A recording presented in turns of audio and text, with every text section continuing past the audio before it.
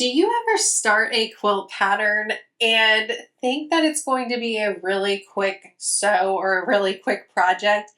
And then you find that while it isn't complicated, it just takes a lot to get it to come together?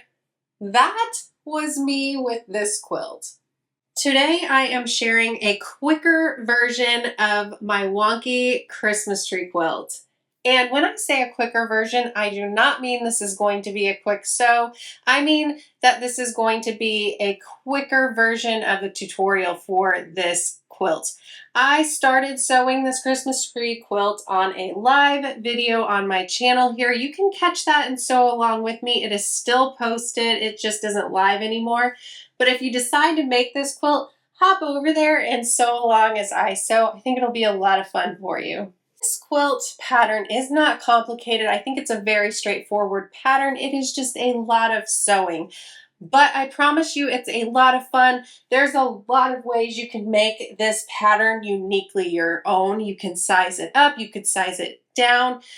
There's a lot of things you could do, and none of them will look the same with the way it is kind of assembled. It is so much fun, I promise you. It will just not be a quick sew for you. If you like Scrappy and you like Christmas, I think you'll like making this quilt. So let's jump into the tutorial for it.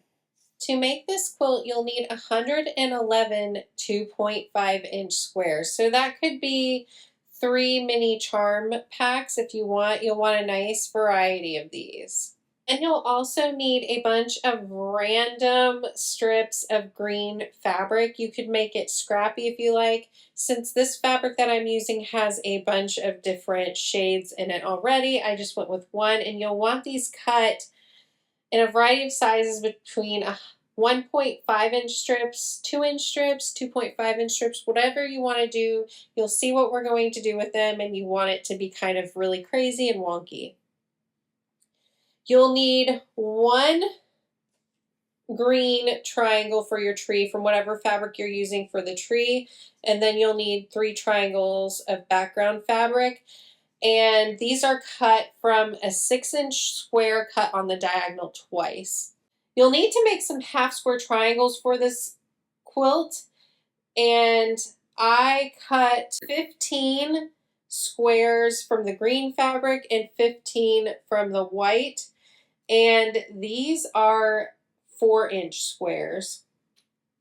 You'll need 2 3.5-inch squares from brown fabric. You can see this isn't quite brown, but I thought this fabric would work really great for the trunk of the tree, and it has these snowflakes on it, so I just fussy cut these.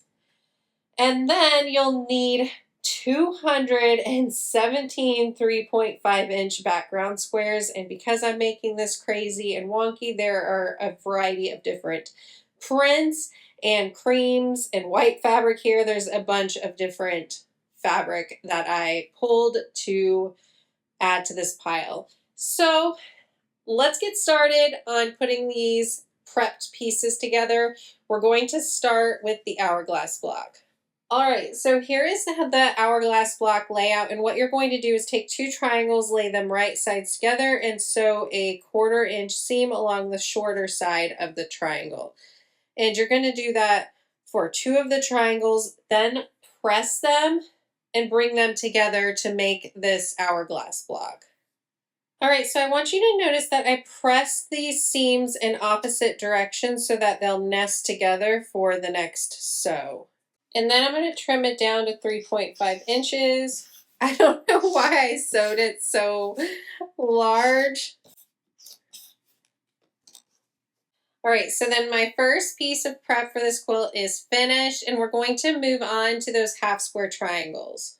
So with all the half square triangles on the wrong side, I'm going to mark corner to corner on the wrong side of the lightest fabric I'm using, just because then I'll be able to see the marked line a lot easier.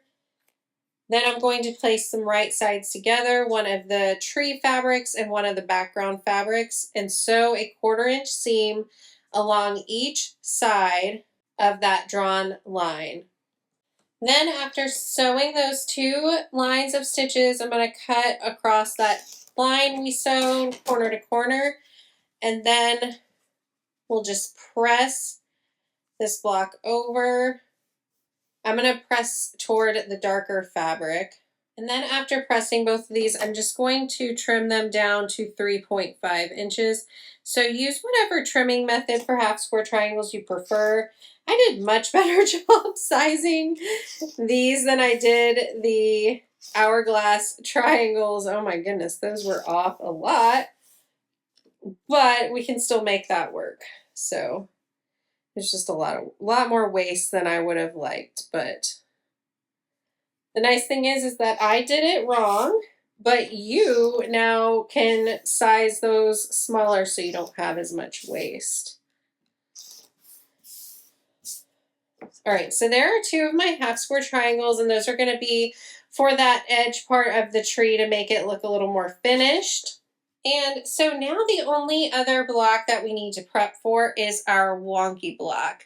And the Wonky Block is going to look like this. And what I envision is kind of, these will look like the little bulbs and stuff on a Christmas tree, and they'll be different shapes and kind of sizes, and they won't be in a straight line because how you assemble this, they'll just come together however they do. So I'm hoping it'll be a lot of fun. So to make the Wonky Block, you'll need your 2.5-inch squares and then the variety of strips of green tree fabric or whatever color tree you want to have. So some of these 2.5-inch squares, I kind of tried to fussy cut out parts of the fabric I really liked.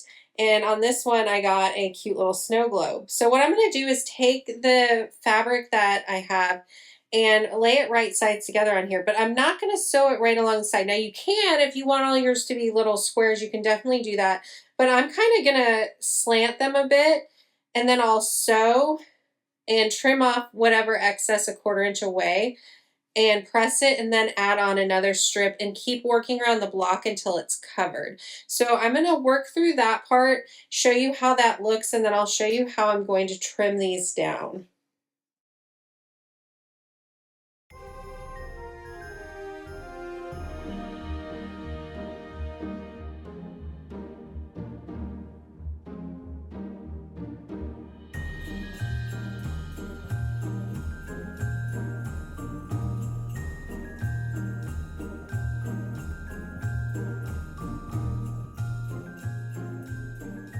Oh my goodness, so how cute is that?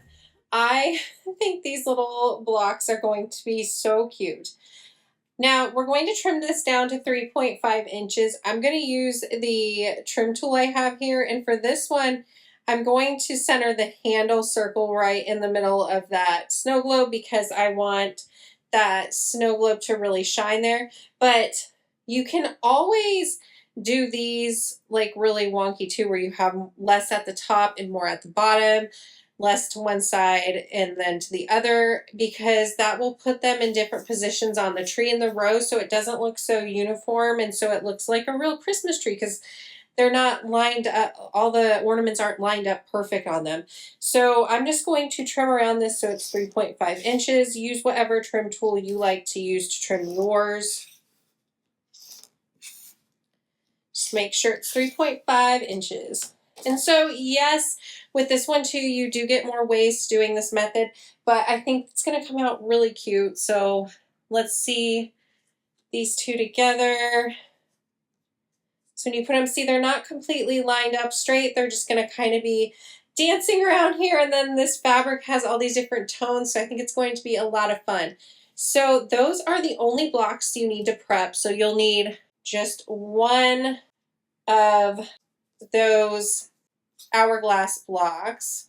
And then you'll need 30 of the half square triangles to make the tree shape all uniform along the edges. And then you'll need 111 of these little wonky blocks. So it's going to be a big quilt, a big, crazy, fun tree, but I think this is going to be a lot of fun, and I'm going to get all these components worked up.